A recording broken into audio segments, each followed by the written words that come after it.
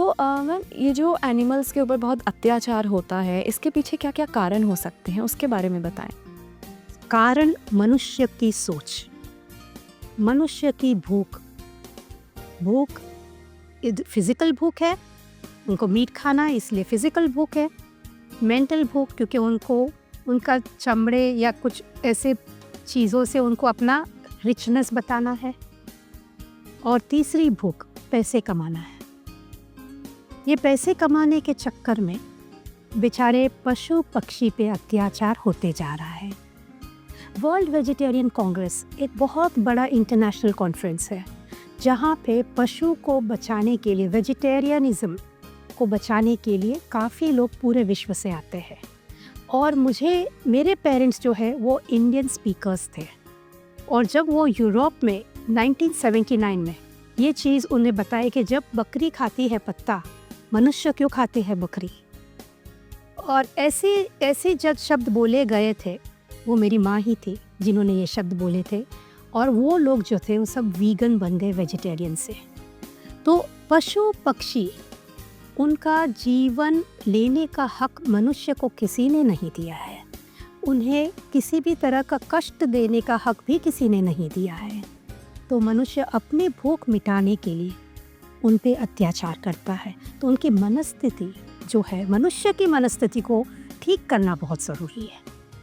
तो हम इस दुर्व्यवहार या उत्पीड़न के कारण पशुओं और वातावरण पर क्या प्रभाव पड़ सकता है? कोई भी जीव जंतु वातावरण से ही, पर्यावरण से ही कनेक्टेड रहता है। जैसे अगर सांप नहीं हो, सिंपल एग्जाम्पल, लोग कहते हैं कि इंडिया में आप पशु पक्षी की पूजा करते हो, पेड़ पौधे की पूजा करते हो, क्योंकि हमें पता है कि पेड़ पौधे के बिना हम नहीं, पशु पक्षी के बिना हम नहीं, इसीलिए पूरे रिस्पेक्ट के साथ हम उनकी पूजा करते हैं। और जब हम पर्यावरण की बात करते हैं तो अगर पेड़ पौधे नहीं है तो इंसान नहीं रह सकता, ऑक्सीजन आएगा कहाँ से? दूसरी चीज़, उसका भरण पोषण कैसे होगा? जो हम कहते हैं इकोलॉजिकल साइकिल, वो डिस्टर्ब हो जाएगा। और हर एक पशु पक्षी काम का ही है, कोई के बिना काम का नहीं है। तो इसीलिए जब हम एनवायरनमेंट की अगर बात करते हैं तो बिना पशु पक्षी के एनवायरनमेंट नहीं बन सकता है, और बिना एनवायरनमेंट के ह्यूमंस नहीं रह सकते। तो इतना इंटरडिपेंडेंस है, और ये इंटरडिपेंडेंस को ह्यूमंस, मैन जब समझता है कि मैं सुप्रीम हूँ और दूसरों को कष्ट देना मेरा हक है, तभी ये सब प्रॉब्लम्स आ जाती है। जैसे हम कहते हैं कि एक डोडो बर्ड थी, मुझे पता नहीं कितने लोगों को याद है, एक डोडो बर्ड थी जो एक तरह का फल खाती थी, और जो फल खाने के बाद बीज उसके एनस से निकलता था in the form of a stool.